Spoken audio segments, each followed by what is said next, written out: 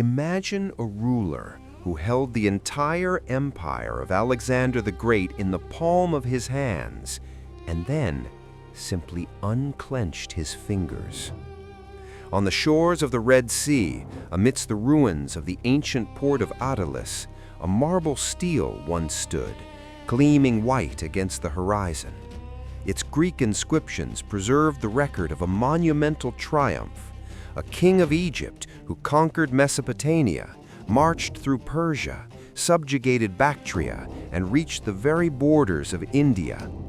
This text describes the vast domains dreamed of by the great Macedonian himself, yet the name carved into the stone is different: Ptolemy III Euergetes. Historians confirm this paradoxical reality. His phalanxes truly trampled the dust of Babylon's roads. In a single heartbeat of history, he united Egypt and Asia under his rule, ascending to a pinnacle of power unreachable by his predecessors. And in that precise moment of absolute authority, he committed an act that defies the logic of conquerors. He turned his army around and went home. In previous episodes, you witnessed the birth of this dynasty. You watched as the cunning bodyguard Ptolemy Soter hijacked the body of a god, transforming Egypt into an impregnable citadel. You followed his son, Ptolemy II Philadelphus, who, alongside his sister Arsinoe, constructed a golden cage forged from science, art, and diplomatic intrigue. But today, the pendulum of history swings back. The era of the intellectuals is over. A warrior is ascending the throne. Before you unfolds the drama of the last conqueror of Hellenism. You will see a bride who paved her way to the altar with a dagger strike in her own mother's bedroom. You will march a bloody path of vengeance from the banks of the Nile to the Euphrates, razing cities to the ground for the murder of a monarch's sister. You will learn how a legend about a queen's hair was transmuted into a tool of state propaganda that worked for centuries. We must find the answer to the ultimate question. Why did the dynasty's strongest ruler voluntarily choose the role of a banker, sponsoring other people's wars, and by doing so, condemn his own house to ruin? This is the chronicle of a golden age that conceals the beginning of the end. Let's begin. The year is 250 BC. The Hellenistic world holds its breath in anticipation. In Alexandria, the 30-year-old heir to the throne, Ptolemy, awaits the fulfillment of an old treaty. For decades, his father spun a complex diplomatic web to reclaim the wealthy Cyrenaica, Egypt's western neighbor, through peaceful means. The key to uniting these lands is marriage. The bride is the young Berenice, daughter of King Magas. But no sooner does the ruler breathe his last than the trap snaps shut. Queen Apama, the girl's mother, hails from the lineage of the Seleucids and loathes Egypt with every fiber of her being. She severs the engagement. Instead of the Egyptian prince, she summons to Cyrene a man whose very name make any Ptolemaic garrison shudder: Demetrius the Fair, son of Demetrius Poliorcetes, a Macedonian of the Antigonid dynasty, heir to Egypt's bitterest enemies. We are looking at more than just a widow's whim. This is a geopolitical catastrophe. If Demetrius establishes himself in Cyrene, Egypt will be caught in a vice, Antigonids to the west, Seleucids to the east. Demetrius arrives in Cyrene, radiating confidence. He quickly seizes power, but he commits a fatal error by underestimating the woman he promised to marry. Intoxicated by triumph and his own irresistibility, the prince begins an affair with his mother-in-law. Apama and Demetrius openly share a bed, humiliating the princess in her own palace. They see Berenice only as a child, a pawn in the great game. But the lovers have forgotten whose blood flows in her veins. The girl wastes no time on tears. She heads straight to the officers of the palace guard. It is night. Flanked by loyal swords, Berenice kicks down the doors to her mother's bedchamber. Demetrius, caught off guard in Apama's arms, tries to spring up. The queen, in terror, shields her favorite with her own body, begging her daughter for mercy. And then comes the command that defines the character of this future ruler. Do not touch my mother. Kill him. The soldiers stab the Macedonian to death right in the arms of the screaming queen. The prince's blood soaks the silks upon which he dreamed of founding a new dynasty. Berenice stands over the corpse, her gaze unwavering. She is only 17. On this night, she ceased to be a mere victim of intrigue. She was born as a queen. It is easy to mistake such a gesture for mere female vengeance. However, behind the fury lies the cold calculation of a statesman. By eliminating Demetrius, Berenice destroyed the threat of Egypt's encirclement with a single strike. She personally brought her kingdom as a dowry to Ptolemy III. This event set a unique tone for their future union. Ptolemy received not a submissive spouse, but a comrade in arms, his equal in resolve, a true tandem of a warrior and a Valkyrie. In 246 BC, having just assumed power from his deceased father, Ptolemy III officially marries Berenice. Cyrenaica and Egypt merge into one. The time of triumph has arrived. The wedding feasts in Alexandria thundered across the entire Oikoumene. Poets praised the couple as the beneficent gods. Egypt seemed unshakable. But while wine flowed in the Nile Delta, poison was being brewed in Syrian Antioch. Ptolemy had a sister, Berenice Syra, who had been married off to the Seleucid king for the sake of peace. At the moment of his coronation, Ptolemy III receives news that forces him to forget the festivities. His sister begs for salvation. His husband is dead, and her rival thirsts for blood. This letter served as the fuse for a war that nearly incinerated the entire Hellenistic world. While Egypt celebrated the new union, a tragedy worthy of Sophocles' pen was unfolding in Antioch, the capital of the Seleucid Empire. In July of 246 BC, King Antiochus II died suddenly. Rumors whisper of poison. The monarch's death instantly transforms the palace into a battlefield between two women. On one side stands Laodice, the rejected first wife, who has maintained connections with the army and hungers to return the throne to her son, Seleucus. On the other is Berenice Syra, the biological sister of our hero. She is young, holds the infant heir in her arms, and leans on the might of Egypt. This confrontation allowed for no compromise. Survival was at stake. Laodice realized as long as her rival's son lived, her own children were doomed. So, she strikes first. A manhunt begins in Antioch. Berenice barricades herself with the child in the sacred grove of Daphne, desperately crying out to her brother. Ptolemy III reacts with the fury of a devoted brother, yet hidden within this flash of anger is cold calculation. The death of his own blood becomes the perfect political pretext to crush an ancient enemy. Instead of diplomatic missions, he launches the entire Egyptian fleet. A blitzkrieg begins. The Ghurab Papyrus, a unique document, likely written by the king himself, describes this march in detail. The Egyptian armada storms into the port of Seleucia Pieria. Stunned by the pharaoh's resolve, the garrisons surrender without a fight. Ptolemy's troops approach Antioch, and the city opens its gates, welcoming them as liberators.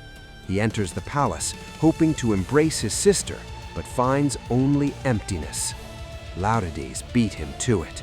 Her agents infiltrated the sanctuary, murdering Berenice and her son mere days before reinforcements arrived. Standing over the bodies of his loved ones, the diplomat dies within the king, and Euergetes the Avenger is born. He orders the sister's death to be concealed so he can use her name as a banner, but his true goal is now total retribution. Appreciate the scale of this shift. Until this moment, the wars of the Diadochi remained disputes over territory. Ptolemy III turned the Third Syrian War into a personal vendetta. Historians call this conflict the Laodicean War, emphasizing that the target was not land, but a specific woman. Declaring Laodices a usurper, Ptolemy untied his hands and stopped restraining his soldiers. The Egyptian war machine, fueled by gold and rage, rolled east. The pharaoh marched where his predecessors had not dared to tread, into the very heart of Asia. The ruler's anger was frightening, but the efficiency of his army was even more terrifying. The Seleucid Empire, decapitated by crisis, began to crumble. Egyptian regiments covered hundreds of miles of hostile lands and forded the Euphrates. Before them lay Mesopotamia and ancient Babylon. Ptolemy was not marching simply to win. He sought to eclipse the glory of the great conquerors of the past and become the new Alexander. Autumn 246 BC. The Egyptian army has secured its foothold on the banks of the Euphrates. This is no longer a punitive expedition. It is a full-scale invasion. Ptolemy III takes a step his father never dared. He ferries his troops across the great river and invades Mesopotamia. Before him lies the heart of Asia, lands that remember the footsteps of Alexander the Great. It is as if the ghost of the great conqueror has risen from the dead. Seleucid defenses crumble into dust. Satraps surrender provinces without a fight, and garrisons swear allegiance to the victor. Look at the map through Ptolemy's eyes. Under his control is the coastline. Antioch is taken, and ahead, the gates of the east stand open. The king appoints General Xanthippus as governor of the territories beyond the Euphrates. We are not talking about a looting raid, but a full annexation. Ptolemy III hungers for the title of the new great king, planning to unite the entire legacy of the Diadochi under his rule. January 245 BC. Egyptian phalanxes enter Babylon, the ancient capital of the world, which witnessed the death of Alexander, now meets the triumph of his bodyguards. But here we must make an important distinction. While Greek sources paint a picture of universal jubilation, the cuneiform Ptolemy III Chronicle reveals a different, darker reality. The Babylonians saw the Egyptians not as liberators, but as cruel invaders. The Chronicle brands them as Hannian troops who fear not the gods. Ptolemy bursts into the Esagila temple and performs sacrifices according to the Greek custom. For the local priesthood, this is flagrant blasphemy, as the Greeks used animals considered unclean in Babylon and grossly violated the sacred order of the ritual. Street fighting engulfs the city. The remnants of the Seleucid garrison barricade themselves in the royal palace. Egyptians storm the walls using siege engines. Blood stains the steps of the ziggurats. Despite the fierce resistance, Ptolemy takes what is his. Babylon has fallen. Susa is captured. By the winter of 245 BC, he officially becomes the most powerful man on the planet. The scale of his political foresight is astounding. While in the heart of Persia, the king finds a treasure more valuable than gold. In the Iranian storehouses, he discovers statues of Egyptian gods stolen by King Cambyses 3 centuries earlier. An ordinary Macedonian commander would see them only as hunks of metal, but Ptolemy III thinks bigger. His power rests on the Egyptians. He orders the sacred idols returned with honors to the temples on the banks of the Nile. This brilliant PR move works miracles. The Egyptian priesthood, who previously viewed the Ptolemies as outsiders, is ecstatic. The sovereign receives the title Euergetes, the benefactor. The king has proven he is not just a Greek monarch, but a true defender of Egyptian honor, who has avenged ancient enemies. It would seem his triumph is absolute.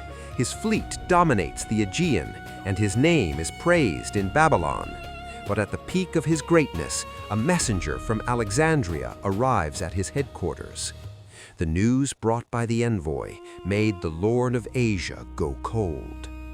While Ptolemy was building a world empire, the foundation of his own house had cracked. The Nile did not flood.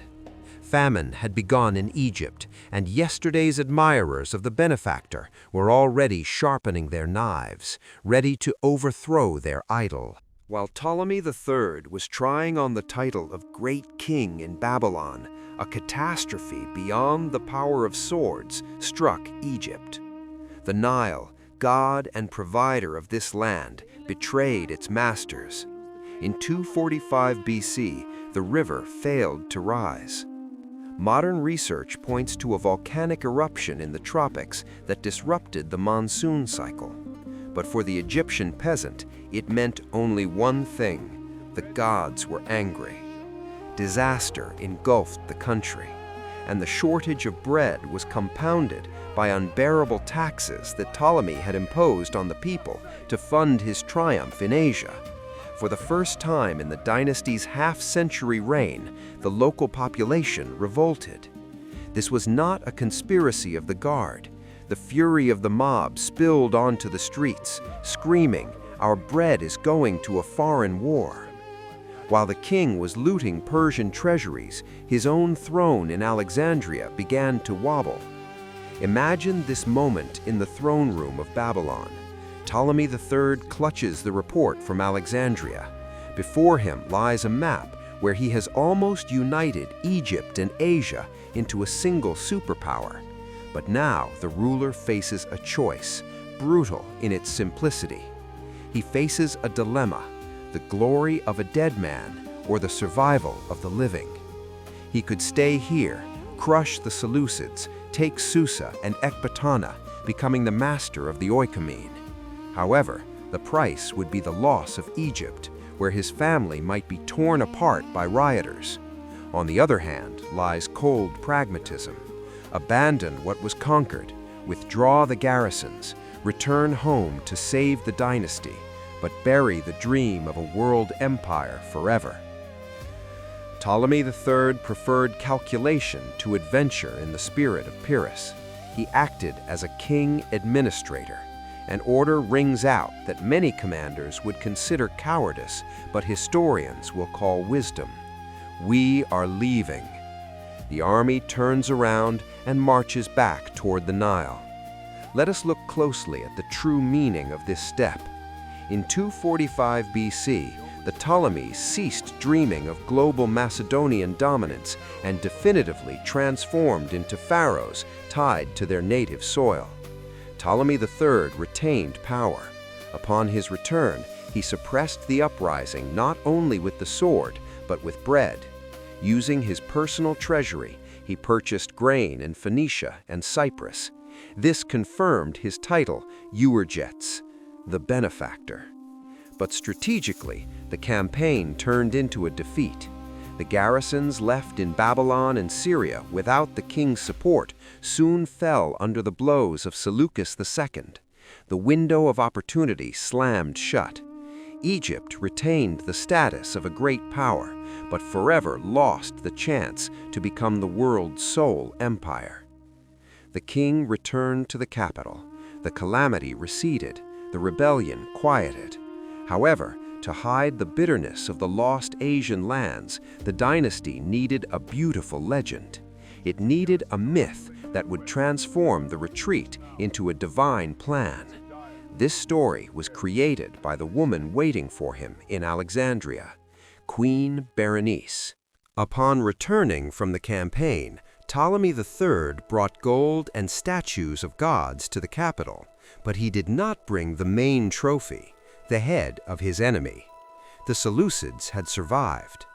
So that the people would not ask unnecessary questions about the reasons for the retreat from Babylon, a legend was required that would outshine reality.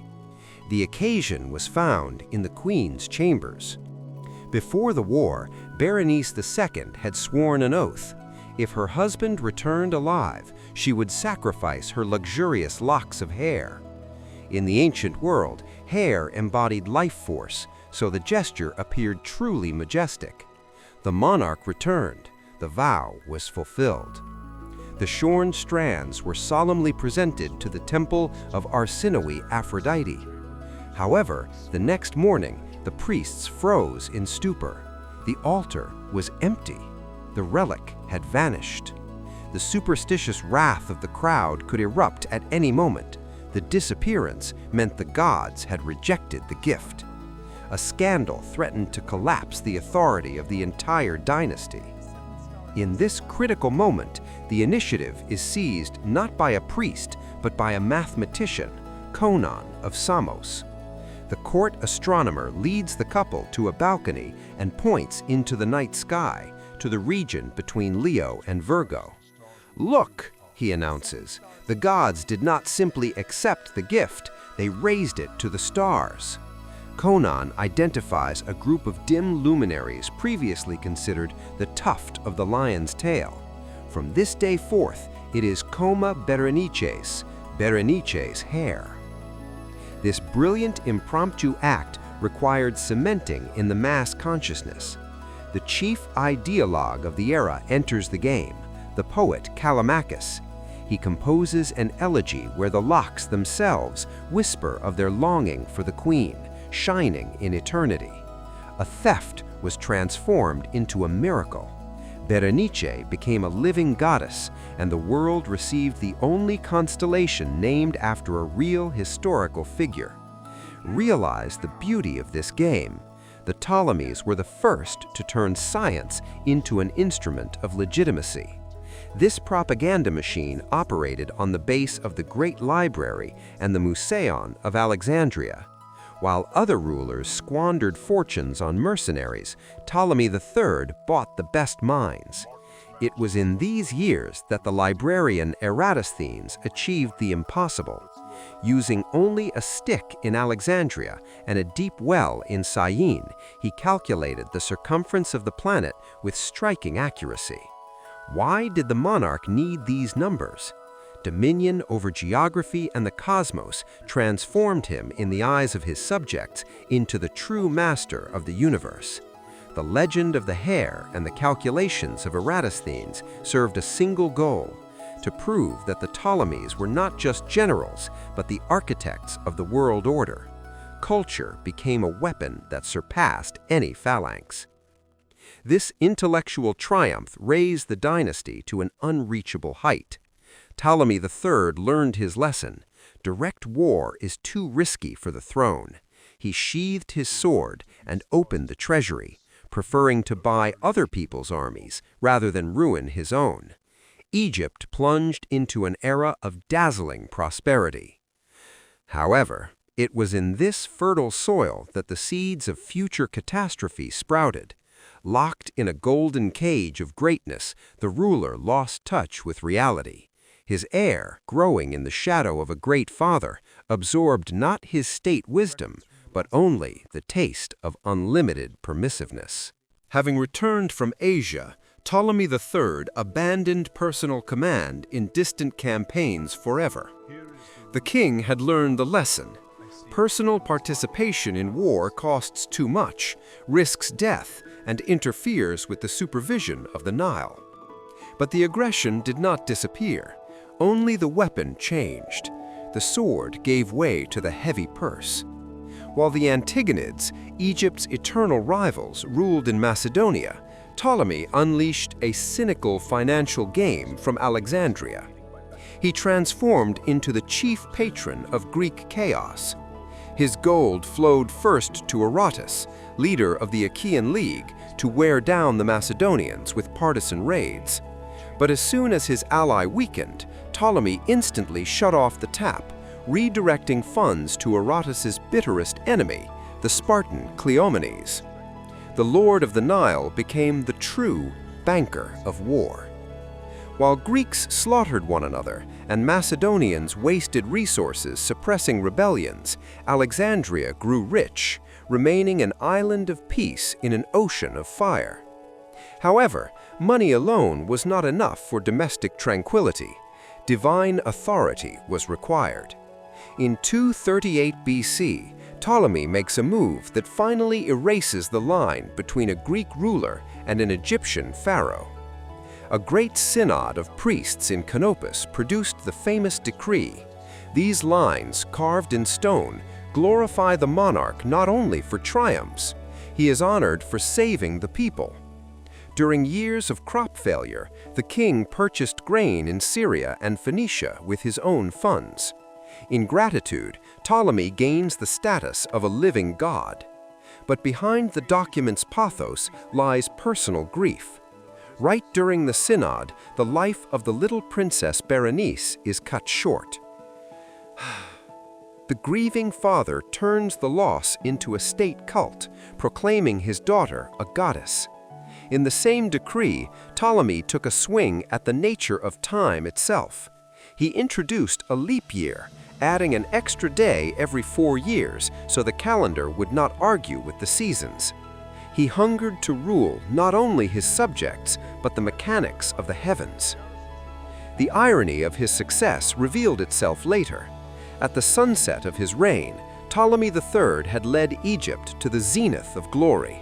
The borders expanded to their limit, the treasury swelled with taxes, and the fleet ruled the seas undivided. Ptolemy Euergetes passed away in 221 BC in his own bed, a rare stroke of luck for that era. He left his son a perfect system, and therein lay the trap. The king had built a golden cage for his heir. The young Ptolemy grew up in hothouse conditions, where victories were paid for by mercenaries and resources appeared out of thin air. The great father, without intending to, deprived his son of immunity to harsh reality. Absolute power was handed to a man completely unprepared for it. The golden age faded. Standing on the threshold was the era of decay. The funeral of Ptolemy III staggered the imagination. But while Alexandria solemnly mourned the benefactor, the palace halls filled with the whispers of conspirators. The young heir turned out to be a puppet in the hands of the cunning advisor Sosibius. The first act of the new power was not reform, nor victory over an external enemy. It was murder, the execution of the very woman who had opened the path to the throne for him. Ptolemy III Euergetes became the last ruler under whom Egypt dictated its will to the world through the force of arms, and not just the ringing of coins.